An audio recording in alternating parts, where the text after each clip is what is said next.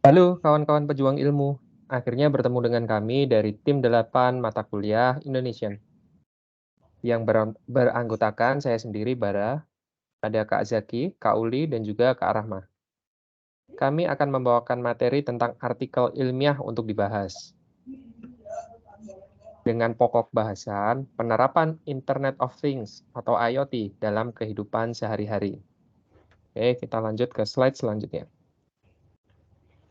Dalam membuat artikel ilmiah, tentunya ada tujuan. Antara lain adalah pertama menyampaikan gagasan, memenuhi tugas studi, mendiskusikan gagasan dalam suatu pertemuan dalam rangka perlombaan, dan juga menyebarkan ilmu pengetahuan yang telah kita buat. Lalu, dalam membuat karya atau artikel ilmiah, ada tahapan-tahapan dan juga susunannya. Yang pertama adalah penulisan nama, abstrak, pendahuluan, metode penelitian, hasil penelitian dan pembahasan, kesimpulan saran, dan daftar rujukan. Itu untuk susunannya. Namun demikian, tahapannya adalah abstrak dibuat terakhir walaupun ditulis di depan. Oke, selanjutnya akan disampaikan oleh Kak Zaki. Kak Zaki, silakan. Oke. Nah, di sini saya akan menjelaskan langkah-langkah yang kami lakukan untuk menyusun artikel ilmiah yang sudah kami buat. Jadi langkah pertama itu adalah untuk menentukan judul dari artikel ilmiah. Kelompok kami mengusung judul yaitu penerapan IoT atau Internet of Things dalam kehidupan sehari-hari. Kemudian kita juga menuliskan nama penulis dan asal penulis. Dalam hal ini, nama penulis adalah nama dari setiap anggota kelompok kami, dan asal penulis adalah instansi pendidikan kami, yaitu jurusan Sistem Informasi Bina Nusantara Online Learning. Tahapan berikutnya adalah untuk menyusun bagian pendahuluan. Bagian pendahuluan ini berisi latar belakang, konteks penelitian, urgensi permasalahan, dan juga tujuan penelitian. Dalam artikel ilmiah yang kami buat, latar belakangnya adalah karena kami melihat bahwa banyak pekerjaan yang kita lakukan sehari-hari dan secara berulang-ulang. Dan sebenarnya pekerjaan tersebut bisa kita otomasi untuk menghemat tenaga dan juga waktu yang kita keluarkan. Nah, IoT ini adalah salah satu cara yang kami temukan untuk bisa mengatasi masalah-masalah tersebut dengan cara memanfaatkan bagaimana peralatan IoT bisa saling terhubung dan berkomunikasi satu sama lain melalui sensor, QR code, frekuensi radio, dan lain-lain. Oleh karena itu, kami melakukan penelitian ini dengan tujuan untuk mencari tahu apa saja dan seberapa besar manfaat yang dapat diberikan IoT dalam kehidupan kita. Next. Tahapan berikutnya adalah untuk menentukan metode penelitian. Pada bagian ini, kami menyampaikan metode, pendekatan, dan juga prosedur penelitian yang kami gunakan. Selain itu, juga dipaparkan populasi data, sampel, teknik, dan analisis pengumpulan data. Kami memilih metode penelitian berupa studi pustaka dan wawancara. Metode studi pustaka kami lakukan dengan mencari literatur yang bersumber dari penyedia produk IoT dan pencarian artikel menggunakan kata kunci manfaat penggunaan IoT. Sedangkan untuk metode wawancara, kami lakukan dengan melakukan wawancara terhadap minimal 2 subjek pengguna perangkat IoT. Selanjutnya akan dijelaskan oleh Kak Uli. Oke, thank you. Untuk tahap yang selanjutnya yaitu tahap kelima, yaitu hasil penelitian dan pembahasan. Nah, pada bagian ini biasanya akan menyampaikan hasil dari analisa, data, dan penelitian. Biasanya bagian ini akan memperoleh teori-teori.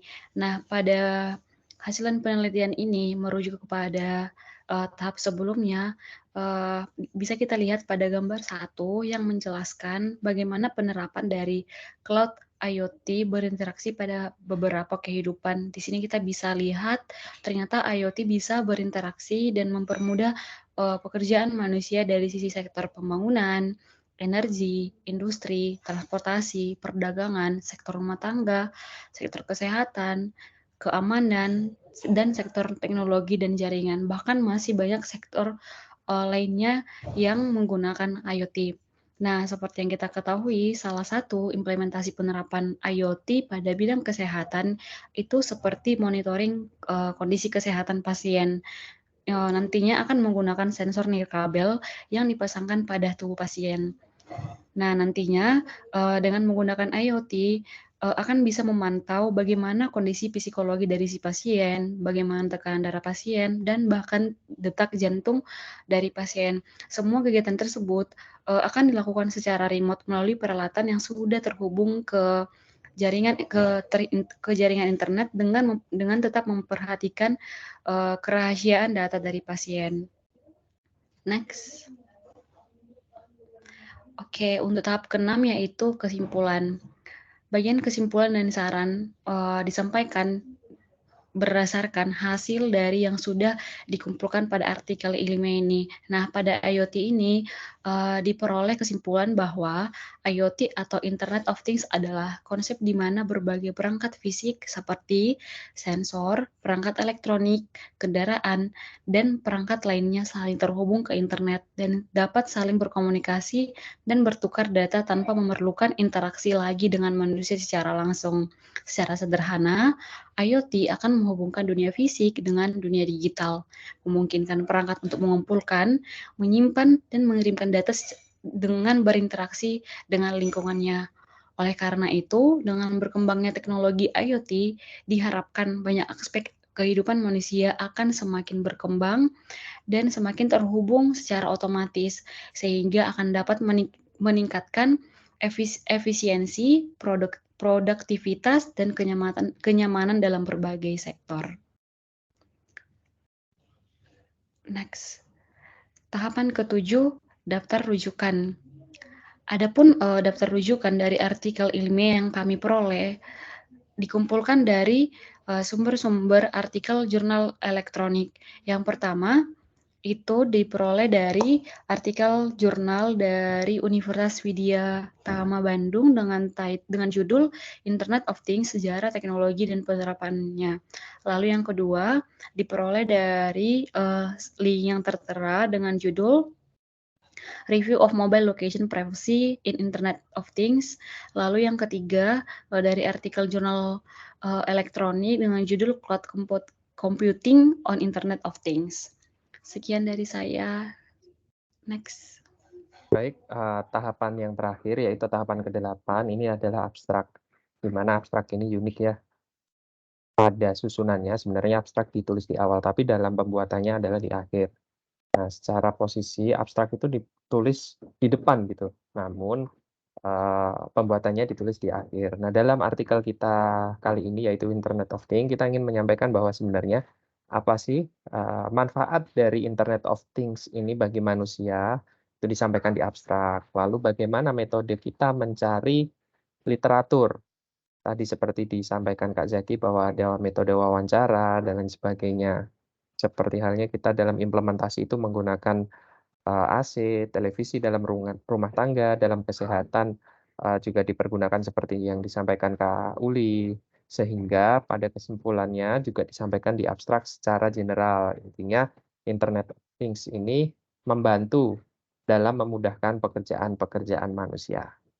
Mungkin demikian hasil pemaparan dari kami, dari tim 8 Indonesian. Terima kasih, semoga bermanfaat untuk pejuang ilmu sekalian. Baik, terima kasih kawan-kawan semuanya.